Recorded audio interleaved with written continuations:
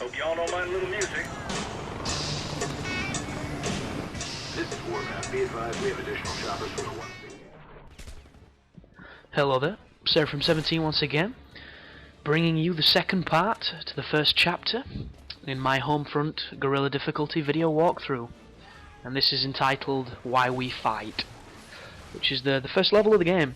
And excuse me, the first thing I'll say is when you run up here, when the armoured vehicle turns up, be careful when you go into this room that's on this balcony, because there's a guy in it, and unless he jumps out like that, he'll be sat hiding to your left, and when you come in, he will instantly kill you. And he did that to me on one of my runs before I got this one when I was recording, so I know to warn you of it, because I didn't know what even happened. I was like, I know there's a guy up here, he wasn't there, I just kind of thought he must have died, and then lo and behold, I instantly died. So once you come in here, you can pick up the C4, you throw it at the tank, you destroy it, and it's another part done basically. But in my last video I was mentioning a really hard section, and it's fucking unbelievable, that one bit. It is almost a game-breaking amount of unbalanced bullshit. And the reason for it is a lot of these companies, especially because I think this is Chaos that's developed this game. I don't really know anything about them. All I know is that they're a pretty small developer, and that kind of shows because on the release of their game they didn't realise it was going to do as well as it did, and it's actually crashed the servers. Jesus Christ, sorry about that. And the demand on the multiplayer has limited the amount of what their servers can handle, so they have to do some maintenance on it. And you're probably all thinking right now, yeah, but that happened to Black Ops, and that happened to literally every Call of Duty that's come out, because as soon as it comes out, the servers are always a piece of shit until a patch comes out and something improves the performance that you get when you're playing online and the connection and everything. But the reason I'm using them as a small developer does segue into the point I was trying to make with the difficulty, and that is, it doesn't feel like it was game tested correctly. It doesn't feel like they put enough manpower into playing this game on its hardest difficulty, because there are moments in this game where it is so easy it doesn't even feel like you're on the harder difficulty. And then there's that section that I mentioned in the last video where I wanted to punch a hole in my TV and then eat the glass of the screen because I was getting that mad. It's one of those things where if I would have farted, both my kidneys would have fell out and I would have eviscerated myself. And that's not how you should feel when you're playing a game. You should never feel like you're being beaten by a mechanic rather than the game. It should always be the challenge that's intended rather than an unintentional challenge. And when you're fighting 2 unlimited spawn points, that ain't fun. And I even I was kind of like sitting on my bed just thinking to myself, this can't be fucking possible. How is this possible?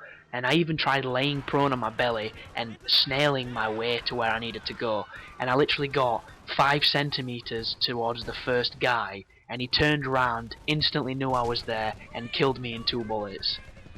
And it's like, how do they not know that this is in their game? How do they not know that this was not going to be a problem?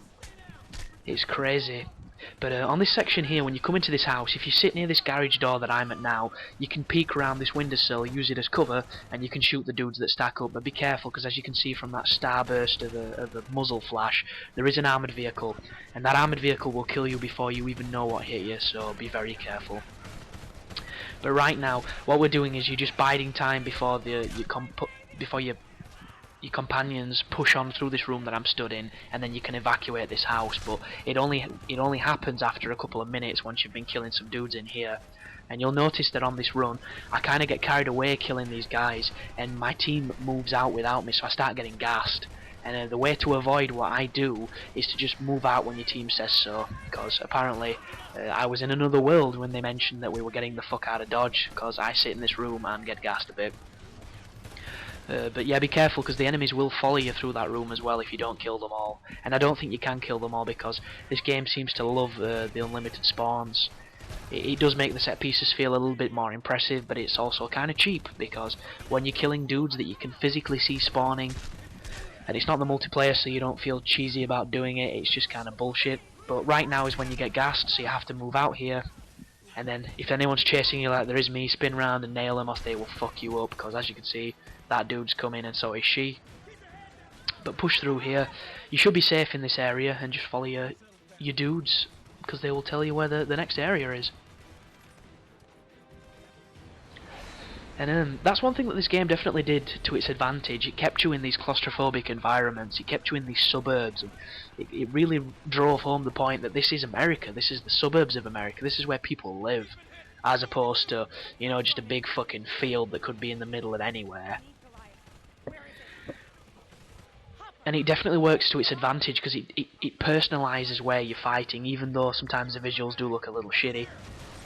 And one thing I thought was great too is the multiplayer of this game seems to have so many vehicles. It seems you can get in tanks, you can get in jeeps, you can get in helicopters, you can get in all sorts of fucking madness.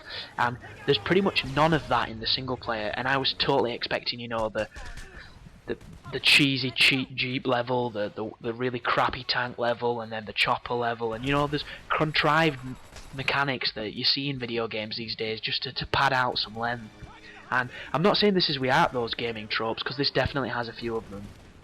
I mean, there is, you know, the on-rails shooter section when you're in the back of a jeep, but you don't have to drive the jeep, so it's nothing like Battlefield.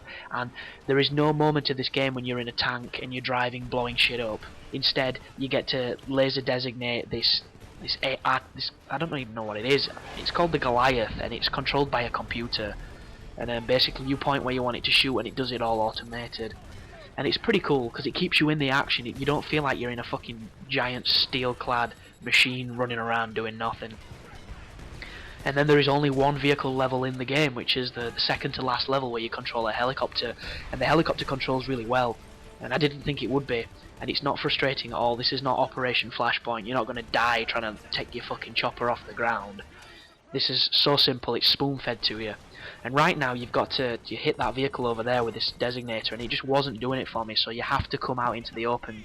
And when you're out in the open, you will die really quickly, so the best thing I found was if I lay behind these tyres, it gives me adequate enough cover to be able to go prone if I was taking damage, and then I could pop back up and finish it off. But once you finish it off, it's pretty much coming to the end of this first level. One thing I do really like about this single player is when you hit people you get hit markers, and I know it's something that's existed in multiplayers for a long time, but when you have it in the single player, it kind of convinces you that you're playing something different, and I like that because it's pretty awesome. But that's the end of the first chapter of my guide anyhow, people, so thanks for watching, and I'll see you in chapter 2. You take care now.